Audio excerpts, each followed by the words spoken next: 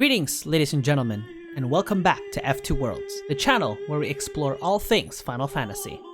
In today's video, we will be exploring the backstory of a character that makes a short appearance but has a much bigger impact in the story of Final Fantasy X. I am, of course, talking about Seymour's mother. Her sorrow, sadness, and motivation play a key role in the overall character development of Seymour Guado to the cunning antagonist we see in Final Fantasy X. Now please, sit back, relax, and listen in as I tell the story of Seymour's mother.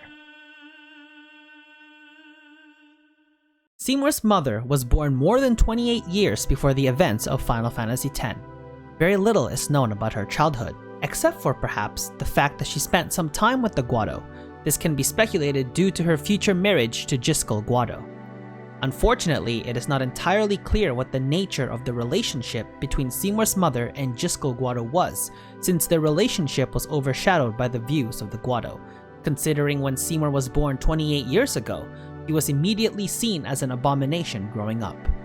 Originally, the birth of a half-human, half-Guado being was meant to be seen as a way to foster relationships between the two races. But instead, Seymour and his mother were both looked down upon by the Guado tribe, and this resulted in Seymour and his mother being exiled to Baj Temple, an action forced upon by Jyscal, lest he wanted to risk civil war among the Guado. From a very young age, Seymour showcased his skills as a summoner. His mother, seeing his skills, encouraged Seymour to embark on a pilgrimage to defeat Sin, even volunteering to be his guardian. By doing this, she hopes that his victory over Sin would result in the Guado seeing them in a better light, despite the end result of the pilgrimage being that of both Seymour and his mother's deaths.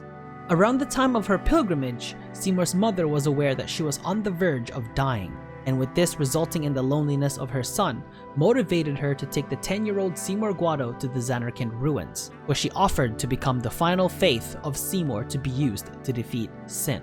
The faith that we come to know as Anima. Due to her marriage to Jyscal, Seymour's mother knew of the mechanics of the final summoning from records held by the Guado scriptures that tell the story of Spira in fragments. This journey was secretly supported by Jyscal Guado. However, the loss of his mother, the only person in Spira to have cared for Seymour, has caused his devastation, the root of what became his nihilistic views of life and death shown by the Seymour that we come to know in the game.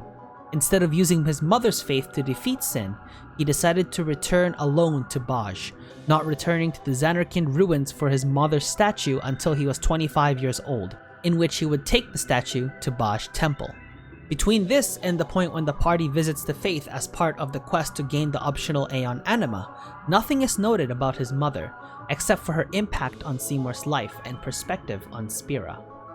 As we see him develop his obsession with Sin and his ultimate plan of becoming Sin in order to rid Spira of the cycle of death, as he views it as relieving the people of the sorrow and pain that he suffered when he was a young boy when he lost his mother. When the party visits her faith in Baj Temple as part of obtaining the optional Aeon Anima, we see that this scene confirms her impact on the development of Seymour's life, but she does not blame him, but instead blames herself that she has failed to prepare him of the pressure that came with becoming a summoner and the views of the Guado towards a half-human living amongst their ranks. With this, she offers her services to Yuna in order to atone for her responsibility of Seymour's downfall and to destroy Sin and her son's obsession with it. When we look at the comparisons between Seymour's mother and Anima, we can see that there are some significant differences. On one hand, we see Seymour's mother as a beautiful woman with a dress which was reminiscent of the simple Grecian style, but when we look at her Aeon, we do not see the same serene and grace that she had when she was alive, but rather a sad and trapped creature capable of inflicting real pain.